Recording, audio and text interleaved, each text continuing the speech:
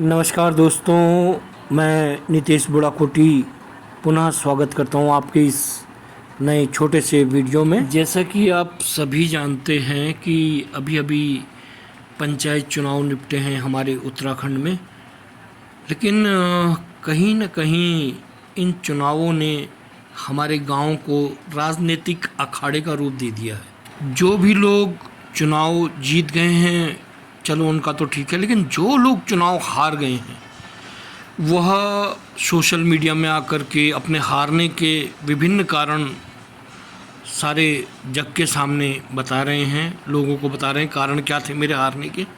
कोई अपने गांव के लोगों की ही बुराई कर रहा है, कोई पिछले प्रधानों की बुराई कर रहा है, कोई गांव के बगल वाले गांव की बुराई कर रहा है। अरे जो लोग हमारे अपने हमारे दुख सुख के साथी हैं, हर कदम पीढ़ियों से साथ चल रहे हैं, क्या इस तरह से सारे जग के सामने उनकी आलोचना करना, उनकी बुराइयां करना ठीक है? किसी को तुम्हारे चुनाव जीतने से, तुम्हारे हारने से चुनाव कोई फ़र्क नहीं पड़ता। उन लोगों को क्यों तुम अपने यहाँ की कहानी सुना रहे हो? होगा कुछ नहीं, बस एक गंदा मैसेज सारी दुनिया के सामने जाएगा कि अच्छा है ये लोग लड़ रहे हैं आपस में, बोलते थे हमारा उत्तराखंड ऐसा, हमारा उत्तराखंड वैसा, लेकिन अब तो खुद ही एक सिर्फ चुनाव के चक्कर में एक दूसरे के जानी दुश्मन बने हुए हैं। अब कबूल भी कर लीजिए कि आप चुनाव हार चुके हैं, ये सब करके कोई फ़ायदा नहीं होगा। अगले 5 साल का टाइम आपके पास है, उन 5 सालों में इतना कुछ गांव वालों से जुड़िए, इतना कुछ उनके लिए कर दीजिए कि वो अगली बार आपको जिताए।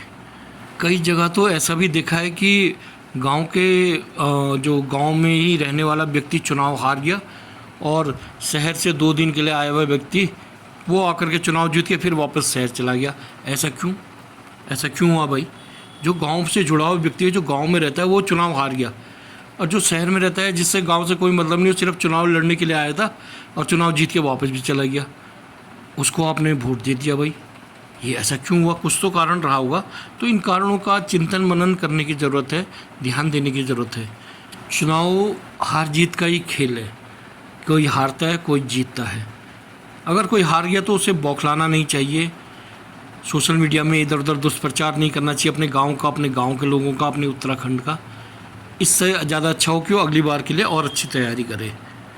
आप किसी भी गांव में चल जाइए, आप देखेंगे कि उस गांव के लोग गुटों में बंट गए हैं।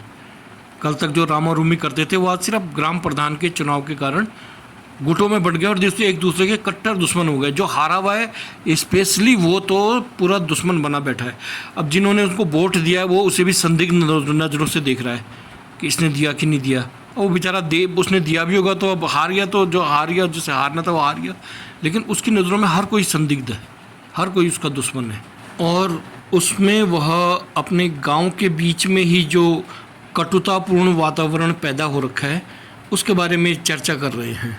और ऐसा ही नहीं है कि सिर्फ धन बल के कारण ही लोग चुनाव जीते हैं। मैंने कई गांव में ऐसा भी देखा जहां पर लोग अपने कर्म के बल पर, अपने कार्यों के बल पर चुनाव जीते हैं।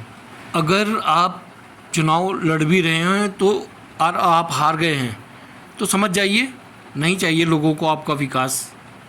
आप चाहे कितना भी विकास करने की सोच लो गांव के लिए, तो गांव के लोग ही नहीं चाहते तो फिर वो आप क्या कर सकते हो?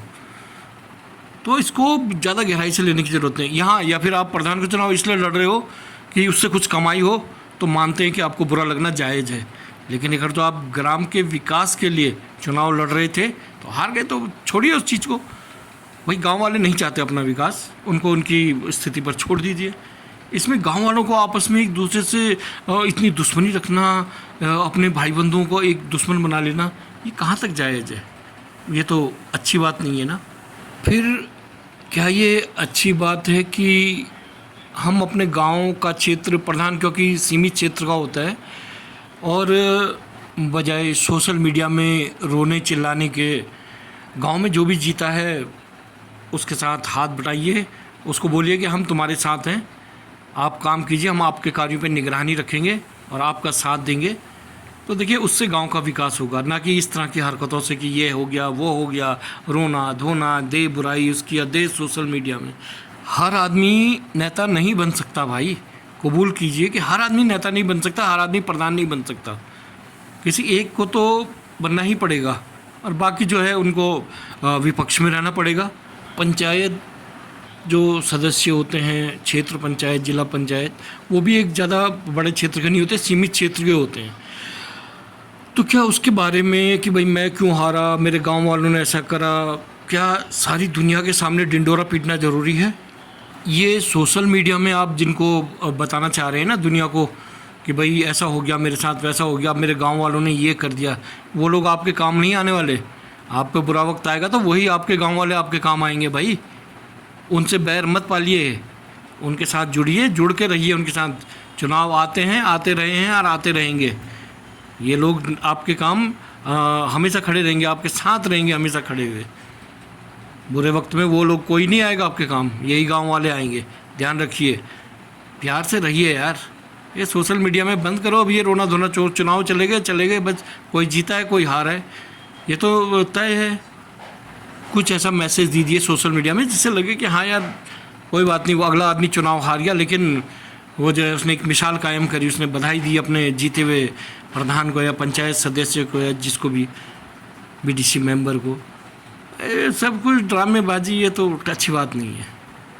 बाकी हमारा उत्तराखंड इन चीज़ों के लिए मशहूर नहीं है। हमारा उत्तराखंड हमेशा प्यार, प्रेम, आपसी सौहार्द के लिए मशहूर रहा है, उसे कायम कीजिएगा। बाकी मेरी शुभकामनाएं आप सभी लोगों के साथ हैं।